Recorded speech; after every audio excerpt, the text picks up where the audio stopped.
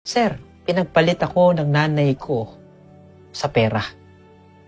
Na kaya niyang alagaan yung ibang tao, yung anak ng ibang tao, pero ako na sariling anak nila, hindi niya kayang alagaan. It's true. Masakit pakinggan pero katotohanan yun. Pero kung titingnan mo, hindi lang naman basta pera yung pinapadala ng nanay niyo, ng mga taong mahal ninyo. Ang pinapadala nila, uulit-ulitin ko na isaksak sa utak ninyo na hindi lang basta pera yun. Literal na pera yung pinadala sa inyo, pero kung may isip kayo, hindi lang basta pera yung pinadala nila.